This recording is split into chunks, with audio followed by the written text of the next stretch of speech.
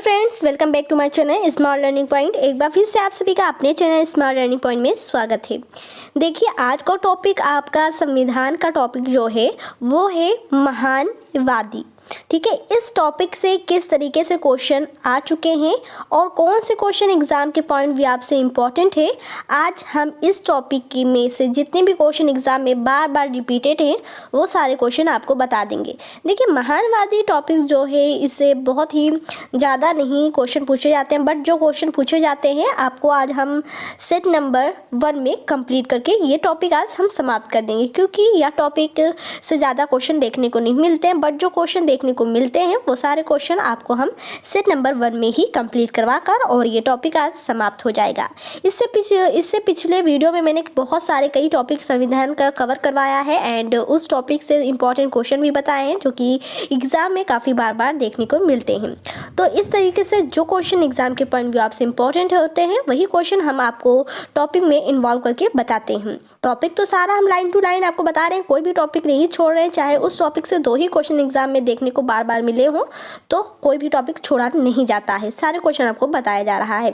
तो आप भी अगर हमारे चैनल पर न्यू है तो चैनल को सब्सक्राइब करें, बेल आइकन को प्रेस करना और हमारे चैनल को सब्सक्राइब करना ना भूलें। तब तक के लिए इतना ही, चलते हैं अपनी वीडियो स्टार्ट करते हैं बिना टाइम को वेस्ट किए हुए।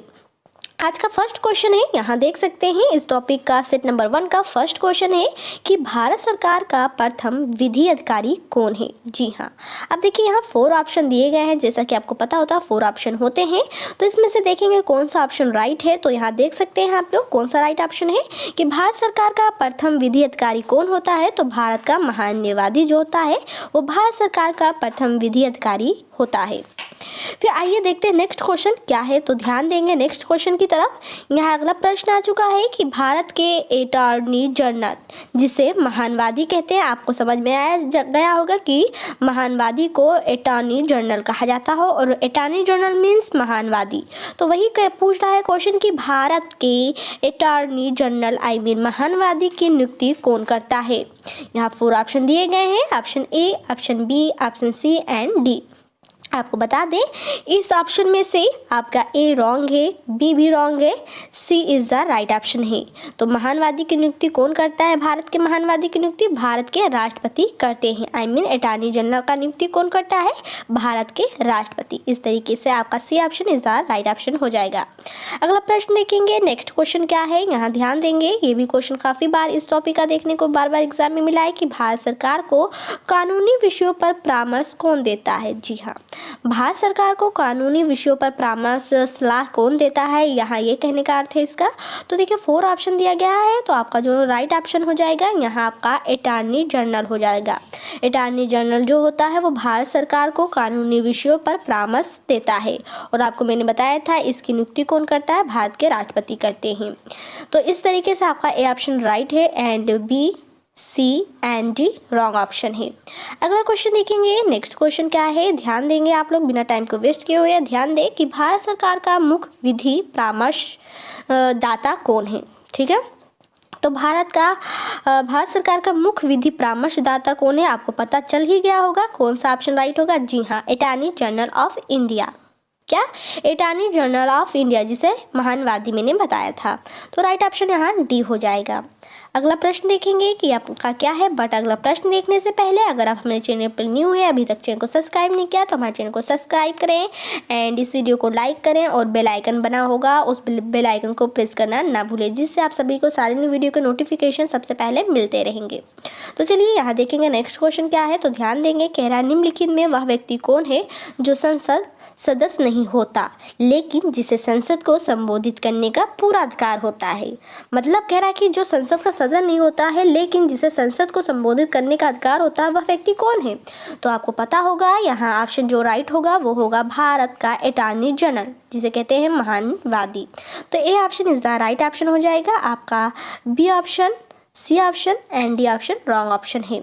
अगला प्रश्न देखेंगे, यहाँ अगला क्वेश्चन देख सकते हैं क्या आ चुका है, कह रहा है कि संसद के प्रत्येक सदन की कार्यवाही में संसद का सदस्य ना होते हुए भी कौन भाग ले सकता है। तो ये भी आंसर आप लोग फटाक से बता दिए होंगे, क्या हो जाएगा आपका महानवादी। ठीक है, C option is the right option है। ओके, और सब आपका रॉन्ग ऑप्शन है।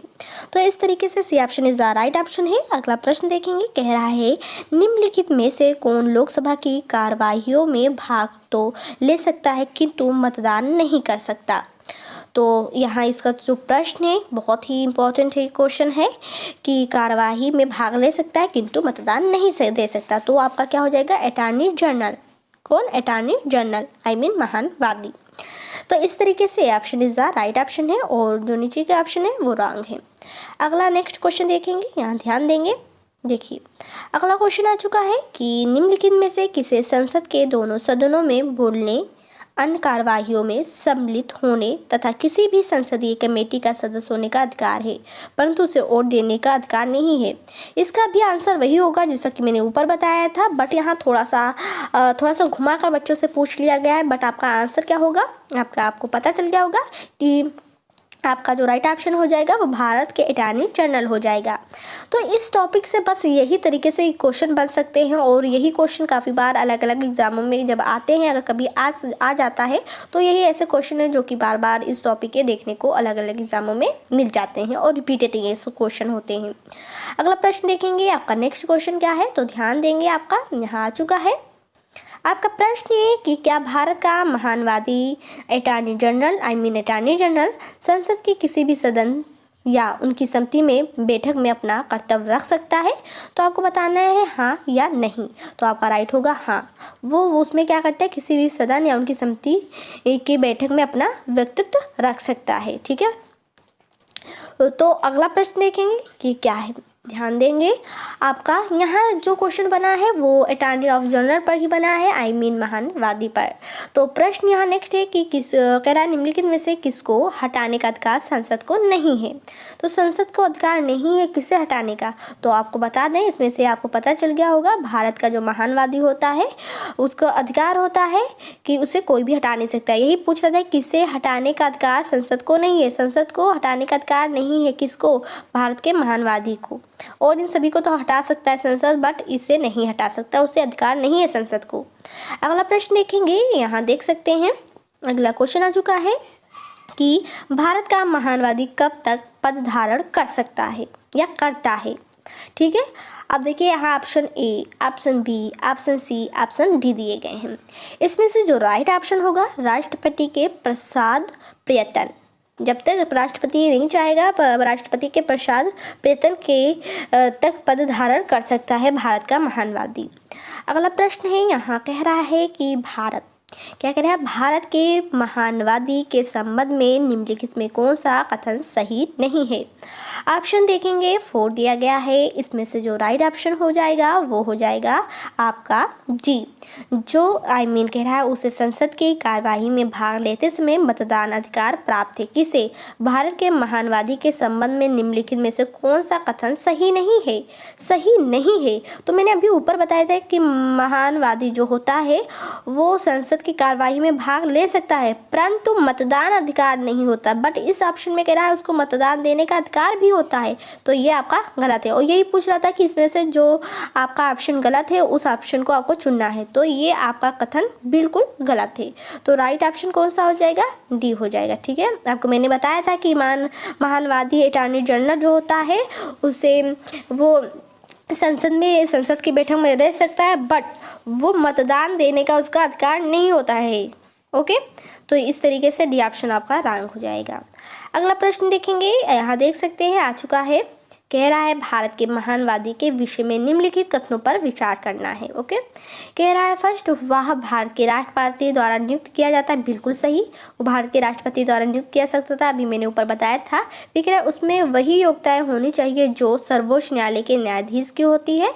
फिर अगला कह रहा है उसे संसद के किसी भी एक सदन का सदस्य होना चाहिए। नहीं, बिल्कुल नहीं, संसद द्वारा महाभियोग लगाकर उसे हटाया जा सकता है। इनमें में से कौन सा कथन आपको बताना है सही है।